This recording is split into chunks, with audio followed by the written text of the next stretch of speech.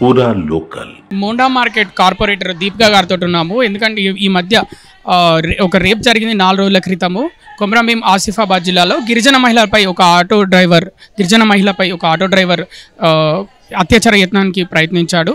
అలాగే ఆమెను తీవ్రంగా గాయపరిచాడు. మేడం చెప్పండి, ఈ ఘటనను మీరు ఏ విధంగా ఖండిస్తారు? మేము భారతీయ జనతా పార్టీ మహిళలను తీవ్రంగా ఖండిస్తున్నాము. సీఎం రేవంత్ రెడ్డి గారు నిద్ర లేవాలి, కళ్ళు తెరవాలి. వాళ్ళు రాజకీయాలు చేసుడు పక్కకు పెట్టండి. వాళ్ళు ఏమైనా పదవుల కోసము హైడ్రాల కోసం చేస్తున్నారు, కానీ మహిళలకు ఎటువంటి రక్షణ కల్పించడంలో వైఫల్యం పొందుతున్నారు.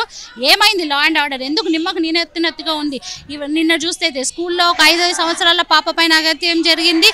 ఈరోజు చూస్తే 35 సంవత్సరాల మహిళ పైన. అంటే మహిళలకు ఏజ్ ఏమీ లేదు, మొత్తం రోడ్ల మీద ఒంటరిగా నడిచే అర్హత కూడా లేదు. స్వతంత్రం పోయిందన్నట్టే కదా అర్థము. అంటే సీఎం గారు ఏం చేస్తున్నారు, వాళ్ళ డిపార్ట్మెంట్స్ అన్ని ఏం చేస్తున్నారు, వాళ్ళు సీరియస్గా యాక్షన్ తీసుకోవాలని మేము అందరం కోరుతున్నాము.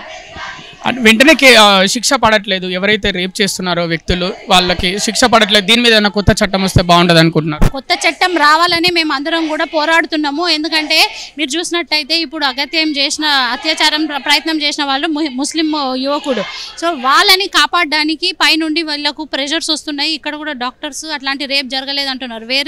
వేరేజ్ వాళ్ళ సన్ అండ్ వాళ్ళ హస్బెండ్ ఏమో రేప్ అయ్యిందని చెప్తున్నారు. సో ఇవన్నీ తప్పుడు. వాళ్ళని తప్పించడానికి కోసం ఇవన్నీ చేస్తున్నారు. మతతత్వాలు వీళ్ళు క్రియేట్ చేస్తున్నారు అంతే తప్ప భారతీయ జనతా పార్టీ నిజంగా మహిళల కోసం ఎప్పుడు అండదండగా ఉంటుంది. వారి కోసం పోరాడడానికి ఒక కొత్త చట్టం తీసుకురావాలి. ఇమీడియట్గా ఉరి తీస్తే వేరే వాళ్ళు ఇట్లా విక్టిమ్ కారు అనేసి మేమందరం పోరాడుతున్నాం. కలకత్తాలో కూడా రీసెంట్ చూసుకుంటే ఇలాంటి ఘటన జరిగింది. ఇంకా విచారణ జరుగుతుంది, అక్కడ కూడా జాప్యం జరుగుతున్న పరిస్థితి. దానిపైన మీ ఒపీనియన్ ఏంటి?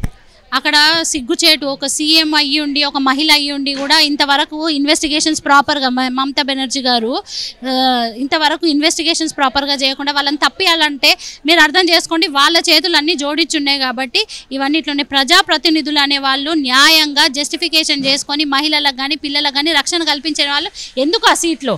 ఒక ఎడ్యుకేషనల్ మినిస్టర్ కానీ హెల్త్ మినిస్టర్ ఏవైనా ఉండని, ఆమె ఎన్ని సీట్లు పెట్టుకున్నా ఎన్ని పోర్ట్ఫోలియోస్ పెట్టుకున్నా పాయింట్ లేదు. ఒక మహిళ తన ఉన్న రాష్ట్ర మహిళనే కాపాడినప్పుడు అట్లాంటి వాళ్ళు ఉండి కూడా ఏం లాభం? ప్రజలు అప్రమత్తంగా ఉండాలి, ఎటువంటి వాళ్ళకు ఓట్లు వేసుకోవాలి అనేసి. సో భారతీయ జనతా పార్టీ ఎల్లప్పుడూ కూడా పబ్లిక్లో ఉంటుంది, పబ్లిక్ కోసమే పనిచేస్తుంది. కాబట్టి మేము ఒకటే విన్నవిస్తున్నాము ప్రజలకు, మీరు అప్రమత్తంగా ఉండండి, మీరు మీ జాగ్రత్తల్లో ఉండండి. ఎందుకంటే ప్రభుత్వాలు చేతులు కట్టేసి ఉన్నాయి, వాళ్ళు ఏమి చేయలేకపోతున్నారు. కేవలము వాళ్ళ రాజకీయాలు చేసుకోవడానికి, జేబులు నింపుకోవడానికే వస్తున్నాయి అంతే.